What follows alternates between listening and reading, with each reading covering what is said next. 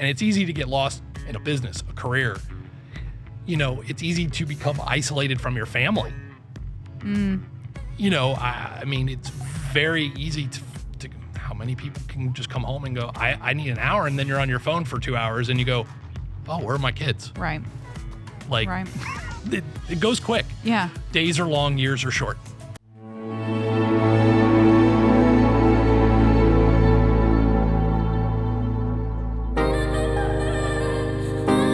Welcome to this edition of City on the Hill. I'm your host, Whitney Mendoza, and today I'm joined by Ben Blondie. He is co-founder of the Give Hope Project, and I'm actually going to let him tell you why he's co-founder. So I am the co-founder. 9 years ago, I woke up one morning having coffee. Oh, wow. I didn't know it was 9 years ago. It was 9 years ago. Yeah, Florida, yeah. 9 years ago. Okay. Yeah, February 2014. Anniversary just came up. So, Yeah, you know. yeah. And I had been for a few years helping people kind of in their career path in my corporate setting. And in some cases, it transcended well past just a development plan. It turned into, I want to live healthier. I want to have a better relationship with my kids. And again, I'm like, okay. And so we had gone down this road, and then I woke up one morning and God said, you're supposed to do this. And so I literally woke up about 6:30 in the morning, having coffee, went online, registered the business, Nice. got my tax ID number. My wife and kids are up, and they're like, what are you doing? I was like, oh, I just started a business. And Nice. It's not even 7 o'clock yet. What have you done? I'm over here starting business. and they're looking at me going, what? And so that's how Wow. the name of the Give Hope Project came about. It's been in my brain for a while. I didn't know why. And it had kind of evolved from probably more of a physical, taking care of physical needs of people to Yeah. nope, you're supposed to tend to the spiritual and emotional needs of people. Right. And helping them see that there's a bigger picture. Yeah. That's the perfect segue because, you know, for our listeners, you're probably all like, I thought you talked with business owners and whatnot, Whitney. What are you doing here? Like, no, this all ties in because what you do is you do work with pastors, but you're also working with for-profit CEOs, business owners, leaders, because I think kind of how we get stuck in the daily grind is because we ignore everything that you just said. We ignore the spiritual, and even our health, right? Yes. I mean, think about it. Men, we're the worst at it. What's our common question? What do you do? And it's very easy to get tied into my identity is my job.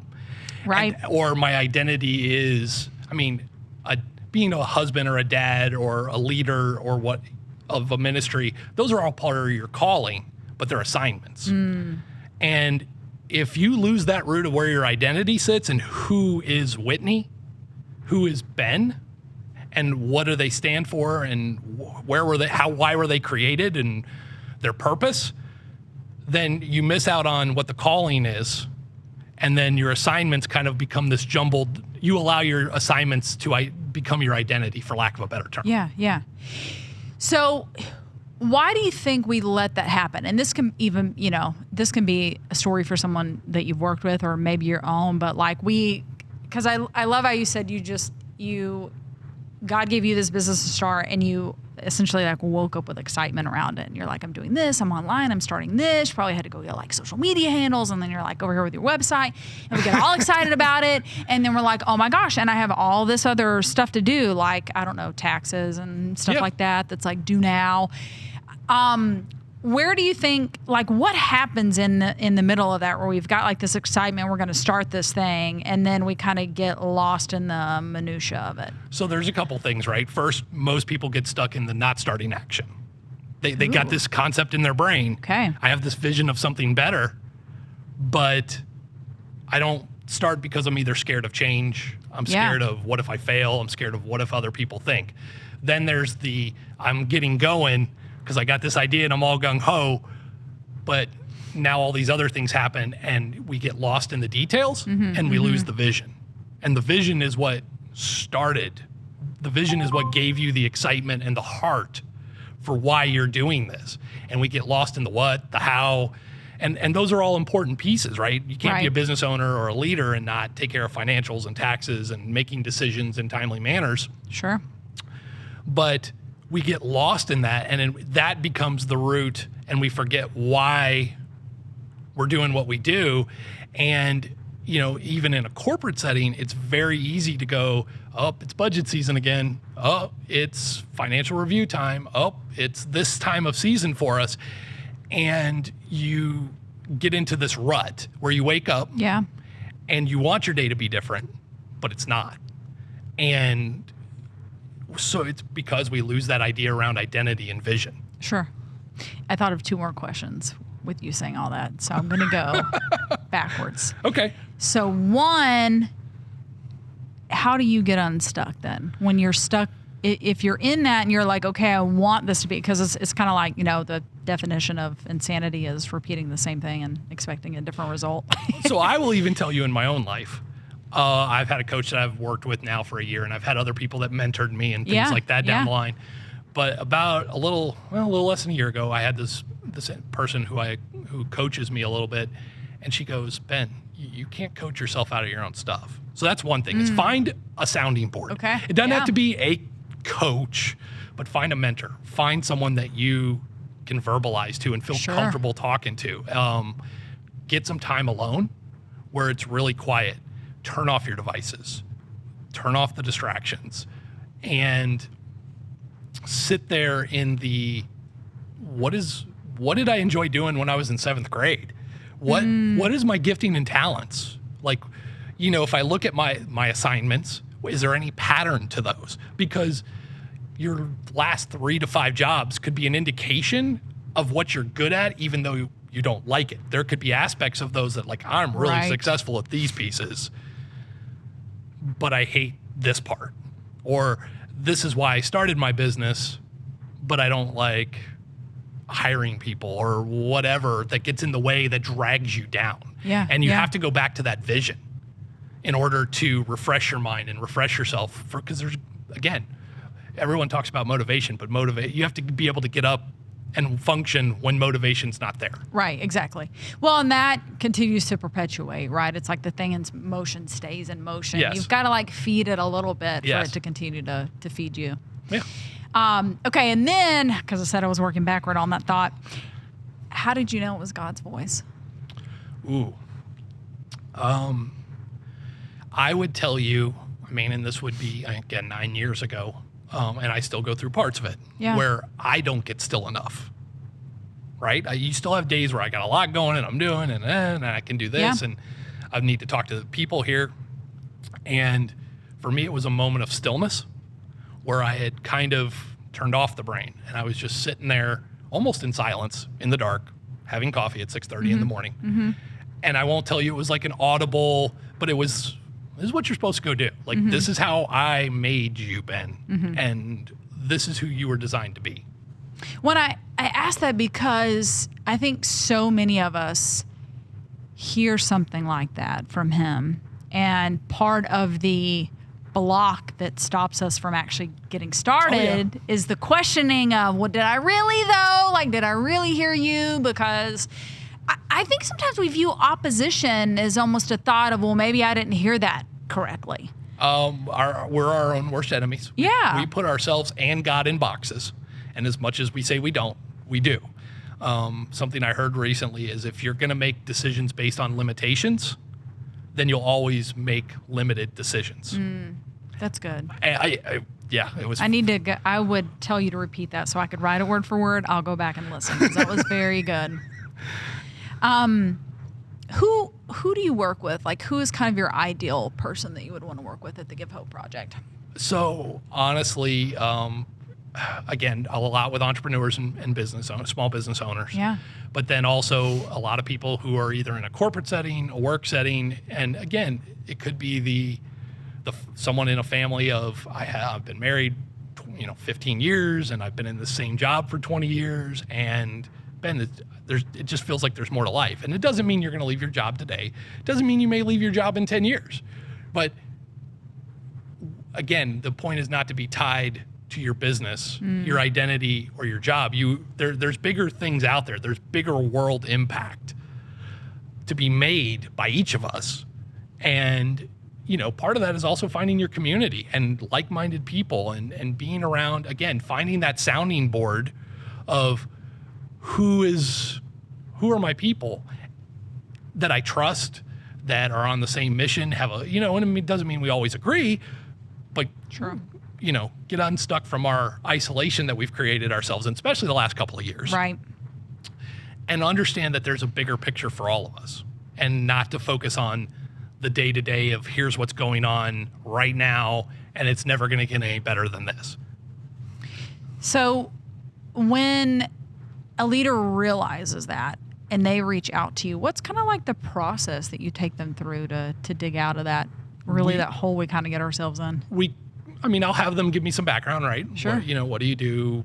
And you hate that question, but you try to start from identity, but you're realizing they're probably coming from a, what do you do? What, I'm a business owner. I'm a vice president. I'm a dad. They're coming from titles of assignments, not from a root of identity or calling. So you kind of got to start there and then back it up a little bit. It's not always a spiritual conversation. I kind of work from a comfort level or as deep as people want to go in the moment. But then it's what are you experiencing that's working, but what are you experiencing that's not working? And it kind of opens the door to, well, I feel like the last 5 years have been the same. Okay, well, what started sometime probably in the last 4 to 5 years that has you stuck in this rut? Because there's something that keeps you where you are. It could be your time, and it could be little things. For some people, it's time management. For some people, it's no idea around vision and clarity. For some people, it's just, I'm stuck and I don't know what to do. I love it. It reminds me of the Israelites that were walking around the desert for 40 years when it was like, it's such a simple thing that you could have solved in like a couple of days if you would have tried to dig at the problem. Correct. When we first saw it, right? I mean, I just feel like we're probably all like that. And often we wander longer than we should because we either don't realize we got to that point, right, or we don't want to go back to whatever was the root cause that created the wandering. Yeah. Well, again, just back to the daily grind of, which is so dangerous because then we look back at the last 3 years and we're like, what happened? Why am I still in this spot? Or, whatever the case is, where we, again, the thing to me that is so important that I think that we overlook in all of this is, I don't know, like this word, like I don't even like the word self-care because we've given it a bad connotation. Yes. Because, you automatically think, well, you're putting yourself first, or you need to go take a bubble bath, or that's a trip to the salon, or that's go play basketball. Like, no, it doesn't have to be those things. And quite frankly, it's okay that it is. Yes. But it's all you're saying is that is a dedicated time that you're being still or reconnecting with yourself. You're reconnecting with God. You're doing something that you actually enjoy doing to take care of yourself. Because reality check, if you didn't know, if you're not taking care of yourself, you're not going to be able to do anything else. You have to find a way to disconnect. Yeah. You have to find, because the world will continue to come at you. 100%. The world will continue to put their priority or their urgency over whatever it is you have on your heart or whatever it is you have on your mind. And it's easy to get lost in a business, a career. It's easy to become isolated from your family. I mean, it's very easy to how many people can just come home and go, I need an hour, and then you're on your phone for 2 hours and you go, oh, where are my kids? Right. Like, it goes quick. Yeah. Days are long, years are short. Absolutely. I do want to, I want to dive into this concept of, and I think I actually pulled this directly from your site, but it's, essentially you're pointing out the daily grind, the being stuck, but you're really diving into that vision and then seeing, where can we center this around God? And to me, I'd love to go a little bit deeper on that and the importance of centering that around faith. Yes. Because, specifically for me, I think that is what helps pull me out of that. I have my that I actually wrote down somewhere in my fancy little book where I wrote like all my okay. I wrote my 2023 objectives, Okay. and on health and wellness, I have my 3 needs, which is Jesus, food, and sleep. Yeah. Like I have my Jesus time in. I've ate because you don't want to talk to me if it's like 2 o'clock enough. and I haven't had lunch yet. It's just not going to be a good thing. And I'm not I can't really focus. Yeah. Not a good time to start a new project. And sleep. I do much better in life if I get 7 to 8 Yeah. hours of sleep. So like that's my essential that I know I need to be able to be like best me. So dive into like the importance of that when you're talking with leaders, and even though maybe not every conversation is like so deep in that, but for the ones that are, walk us through that. First, we got to start with truth. What does the Bible say? Right? What does truth say? It's not what other people have said. It's not what your experiences have led you to believe who Whitney is. Yeah. Who does God say Whitney is? Ephesians 2:10. I like who he says I am way better than who I say I am. Thank I you. mean, Ephesians 2:10 is one of my go-to. We're all God's masterpiece or handiwork. We're created in Christ Jesus to do good works that were planned long ago. There, that's it. Like you were made with a purpose. I love Romans 8:37. You're a conqueror. We have the mind of Christ. The same power that raised Jesus from the dead lives in us. So yes, are we still capable of doing wrong things? Absolutely. Right. But so often we start from I'm doing wrong things, but thank God I have Jesus. Whereas that's your identity, is those things around Jesus, but I'm still capable of doing bad things. And so often we go to the negative rather than sitting in the positive. So it's a lot of times it's a mind shift to that, because our first instinct, whether it's spiritual, emotional, even physical, oh no, I ate a piece of pizza today, or whatever. Sounds great. It's Friday. I'm going to say we're allowed. I get it. But there are people and I mean, even I've gotten ruts like, whoa, what did I just, Yeah. But there's just times where it's realize that may not have served you the best. Realize it may not have fueled you the best. Right. But there's another meal in 6 to 8 hours. To make a better choice. Yeah. I like it. Salad for dessert, folks. Right. I mean, Pizza for lunch. What is the number one challenge you've seen with the leaders that you work with today? A lot is identity. A lot sits in identity. Okay. That's where we get lost really fast. It's real easy to say, this is my job title. Yeah. And I let that define me in a lot of conversations. And when you're not centered in that identity piece and you're dealing with inflation, labor challenges, whatever, which where everyone who owns a business or is involved in business is dealing with that, lead times on products. I mean, all the things. And so those are all details of where people are stuck. And then it becomes a mindset of go, go, go, without ever stepping back to go, how do we do this, but not realize it's not the be all end all. If this doesn't happen exactly the way I want. And so we want to control outcomes. Again, I've been in operations for years as well. So I love putting process in place and building structure and doing things right that creates standards and solves for eventual problems. It's understanding there's only so much I have control over.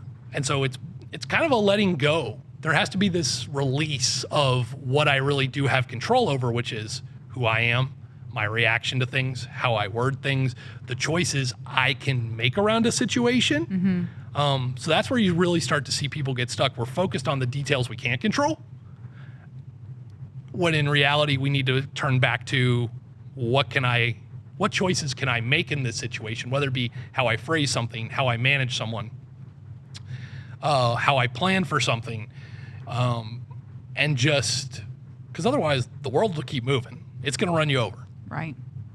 That's true. I mean, I can control what I say to you, but not necessarily how you react. Correct. Even if it's the nicest thing ever, and I kind of plotted it out, and it was with constructive feedback. And I think what we underestimate now is people especially as people are, again, coming back to workplaces and things like that, we're underestimating the pain and struggle they've been over. You know, where they've really enjoyed working from home, and I get it. Right. But what is that? What are they coming into the workplace with now? Yeah. Because, I mean, there are families, right? They've been home more together now, but they really may not have been together. And you don't know what that looks like. Yeah. So what I didn't ask you out of all that is how you came up with the name. Honestly, I don't even remember. I'll completely transparency. Yeah. I don't remember. It was something I put together, but it all centered around hope. And when, you know, a conversation I was having with someone recently of, you know, what is hope? And, you know, you can go to a biblical route, but I'm like, hope is a vision for something better. It's for something bigger than where you're sitting now. Because, you know, somewhere down the line, you're sitting in, whether it's dysfunction, despair, frustration. Hope is that light where we're looking towards something that's better for all of us. Nice. And it's that feeling of being able to get out of stuck in the daily details of my alarm went off at 6, I got to have this at 6:05, I got to get the kids out the door by 7, to realizing, yes, those are all things that are part of my day, but what is the hope? Like, and the world needs hope, right? Like, the more... Way more of it, yes. Yes, we do. The more as people we can shine light into other situations, I think the more we'd be amazed at how many people are more like us and struggling with the same battles and frustrations, then we think we're all alone, isolated in a corner. Yeah, that's beautiful and so true. So true. You teed up my last question perfectly. You're welcome. I see what you were doing there. But, you know, this concept of city on a hill, that's really what it is, right? It's like that shining light where we're, I think, both being a representation of something, but then helping others, right, with that light. So what does that mean to you, Ben, to be a city on a hill? There's so much in that, and I love that. First off, let me say, I mean, I go through days where I'm like, did I even do that today, right? I mean, I have my days too, like everyone else. We have to remember, people get caught up in perfection, and you got to realize it's more about being real. Forget about being perfect. Be real. And so it's days to be vulnerable, but because I think where people get caught up in the city on a hill is, I need to be this example to everyone. And yes, we need to see the good, but it's also good to see people being human. Yep. And so for me, you know, whether it's in my employment, as a father, as a family, it's realizing we're not perfect. It's being the best example of ourselves that we can be, the good, the bad, the struggles, the real, the hurts, the pains, the just whatever, and letting other people see, one, it's okay to be me, but then also encourage them to shine their light. I had a dream probably 6-7 months ago. And as I was sitting there thinking about the Give Hope Project, it was like a room of people that were, for lack of a better, it was pitch dark, but you knew there were shapes of people. Okay, yeah. And I won't say that I was lit up, but it was interesting to watch lights in people change because of whatever I was doing in that moment. Yeah. And their light come on. And that was kind of an encouragement to me of, this is what this is supposed to be, and this is how this is supposed to move forward, and watch people's lights come on that I may never see or know them, because I didn't know any of the people. Yeah. And just know that how you interact with the grocery store clerk today, or the person at the counter at the pizza place today, you'll never know the impact you have on them. Right. But maybe they go home and talk to their family different because of how you talk to them. Yeah. That's so good. And that just puts a beautiful bow on the whole conversation, because it's so true, right? Like, back to, we need more hope. I mean, you can really give that to someone just by being nice, because chances are, out of 20 customers, maybe they had 5 nice ones, and everybody else was, give me my pizza, I got to get back to the office. And then they had that one who blew up their day. Yeah, exactly. Yeah. I like that. love that story. Awesome. Well, Ben, thanks so much for joining me Thanks today. for having me. Ben Blondie, everyone, co-founder of the Give Hope Project. If people want to reach out to you, learn more, connect with you, how do they do that? So the website is givehopeproject.com. My email is ben@givehopeproject.com. Love to answer questions. Love if people have just ideas or where do I start, reach out. Perfect. Awesome. Thank you so much for joining us. Thank you. And thank you for listening. We'll see you on the next episode.